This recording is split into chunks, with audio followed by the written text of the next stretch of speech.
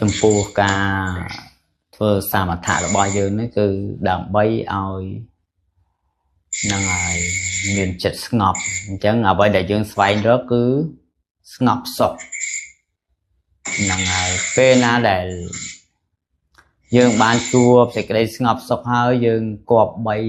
កំណត់ដឹងនៅសេចក្តីស្ងប់សុខនោះហើយព្យាយាមទៅសង្ងំក្នុងសេចក្តីស្ងប់សុខនឹង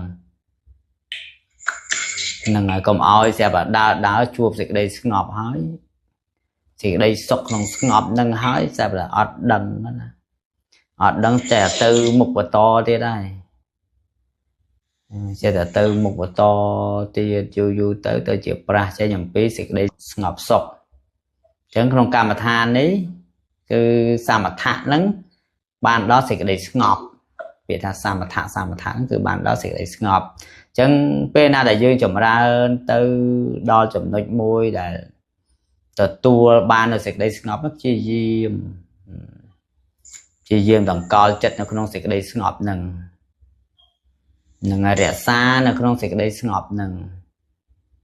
សង្ងំនៅក្នុងសេចក្តីស្ងប់នឹងឲ្យតាំងមាំនៅដង្កល់នៅក្នុងសេចក្តីស្ងប់នឹង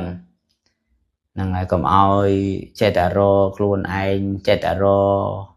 ឲ្យជួបហើយមិនដឹងមិនយល់មិនស្គាល់ចេះតែដើរហួសណាកុំឲ្យដើរហួសនៅកម្មដ្ឋានរបស់យើងចឹងកម្មដ្ឋានរបស់យើងកំណត់ត្រឹមតែអីកម្មដ្ឋានកំណត់នឹងចោលដង្ហើមចេញចូលហ្នឹងហើយតែត្រឹមយកត្រឹមណាត្រឹមតែស្ងប់រងាប់ហ្នឹងហើយណដ្ឋិសន្តិបរាំងសុខាំងហ្នឹងហើយពុំមានសេចក្តីសុខណាស្មើនឹងសេចក្តីស្ងប់ឡើយអញ្ចឹងកម្មដ្ឋានរបស់យើងនឹងរៀនត្រឹមស្ងប់ទៅពេលណាដែលយើងចម្រើនទៅ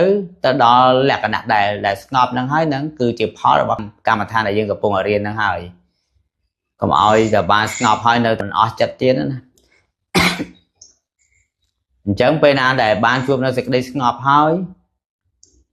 ចិត្តនឹងលែងរវើរវាយចិត្តនឹងនៅក្នុងអារម្មណ៍តែមួយហើយក៏បីដង្កល់ស្ទឹមស្ងប់នឹងឬក៏ឡើងទៅជាអបេខាចិត្តបង្ងើយកតោយចិត្តបង្ងើយព្យាយាមកុំរុញទៀតណាព្យាយាមកុំរុញចិត្តទៅផ្សេងទៀតណា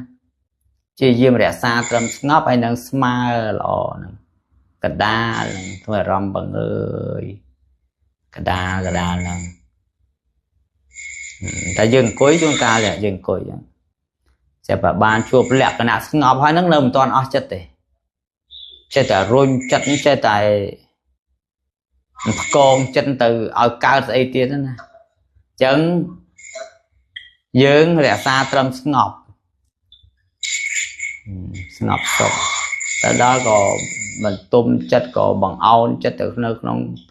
សេចក្តីស្ងប់ហ្នឹងដង្កល់ចិត្តនៅជាមួយនឹងសេចក្តីស្ងប់ហ្នឹងឲ្យមានលក្ខណៈថាស្មើ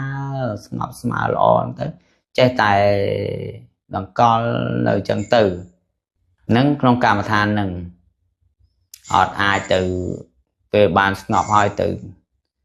កងចិត្តទៅនឹកអីផ្សេងទៀតអត់ទេមានអត់មានគណៈចិត្តដែលស្ងប់អត់ហ្នឹងហើយអញ្ចឹងពេលណាដែលជួបគណៈដែលស្ងប់ហ្នឹងក៏ព្យាយាមធ្វើទៀតកុំព្យាយាមរុញចិត្តកងចិត្តឡើងទៀតលំអោនត្រឹមតែស្ងប់ហ្នឹងទៅដង្កល់ឲ្យនៅស្ងប់ហ្នឹងទៅស្ងប់ឲ្យស្មើណាស្ងប់ឲ្យមានលក្ខណៈស្មើស្រួលហើយមានសេចក្តីសុខឯងកាលណាដែលយើងចេះតែរុញចិត្តទៅឡើងទៅទៀតវាប្រះចាកពីកម្មដ្ឋានទៅទៀតហើយជាងយើងកំណត់យកត្រឹមស្ងប់នឹងឯកកតាចិត្តនឹងឲ្យស្ងប់តែមានលក្ខណៈស្មើបាទជានឹងនៃការកម្មដ្ឋានហ្នឹងហើយក្តីស្ងប់ហ្នឹងហើយខាងដែលស្ងប់មានអារម្មណ៍ធម្មជាតិហ្នឹងហើយក្នុងចលនាហ្នឹងហើយយើងយកកន្លែងហ្នឹងអញ្ចឹងពេលដែលជួបលក្ខណៈហ្នឹងគឺយើងត្រូវដង្កល់ឲ្យមាំតាំងឲ្យមាំកុំព្យាយាមរុញចិត្តឡើងព្រោះបើសិនតែយើងអត់ដឹងពីកម្មដ្ឋានយើងចេះតែរុញឡើងទៅវាទៅជាដើរផុតពីកម្មដ្ឋានពេលដែលអារម្មណ៍ស្ងប់ចិត្តស្ងប់ mình chọc trong ngọc trong cái đâu cô នឹងហើយនៅស្ងប់ឲ្យ chui ấp miên hai hai ជួនកាលអ្នកសម្រាប់សមាធិហ្នឹង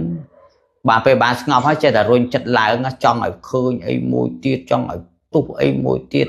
ណាអាហ្នឹងចង់វាជាតួនៃតណ្ហាអញ្ចឹងវាទៅបង្កើតនេះនៅកម្មដ្ឋាន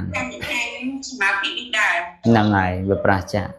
ព្រោះភាគច្រើនណាឃើញគេភាគច្រើនអ្នកចម្រើនភាគច្រើនចេះតែរុញចិត្តណាចង់បានអីឲ្យផ្ទុះបើថាជួបស្ងប់ហើយគឺរក្សាស្ងប់ឲ្យស្ងប់សុខស្រួល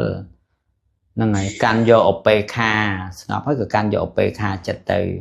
កុំឲ្យទៅដល់លក្ខណៈដែលស្ងប់ត្រជាក់ហើយស្រាប់តែយើងគិតណាយើងគិតថាចង់ឲ្យបានសម្រេចជាស្អីមួយទៀតទៅនឹងវាប្រឆានៅកម្មដ្ឋានយើងដើរហួសកម្មដ្ឋានរបស់យើងก็ต้องถ้าไม่ได้ห้องก็ไม่ซ้ำมันงงการแบบหน้างงการจิตการกิจการเสร็จถึงแวะไปกินร้านเปล่าการอะไรยังก็แบบบ้านร้อนง่ายยังเอาแบบนั้นเท่ใช่ค่ะไม่จบรู้มันก็ซ้ำយើងអត់ប្រាថ្នាតែយើងកំណត់ដឹងយល់ពីថាកំណត់ដឹងហើយប្រាថ្នាផ្សេងគ្នាកំណត់ដឹងបានថារលឹកដឹងនៅអាការៈឬក៏លក្ខណៈរបស់ធម៌ដែលកើតមាននៅក្នុងចិត្តតែបើយើងប្រាថ្នាឲ្យបានជាស្អីមួយយល់ទេកំណត់ដឹងផ្សេងប្រាថ្នាផ្សេងប្រាថ្នាឲ្យបានជាស្អីមួយកើតជាស្អីមួយតែកំណត់ដឹងនៅសភាវៈធម៌ហើយក៏សង្ងំនៅក្នុងសភាវៈធម៌នោះដង្កល់នៅក្នុងសភាវៈធម៌នោះយល់ហើយហ្នឹងអត់ចឹងហើយបានប្រាប់ថ្ងៃនេះអត់បានបញ្យល់អីច្រើនទេបើចង់អង្គុយសុខស្រួលដែរ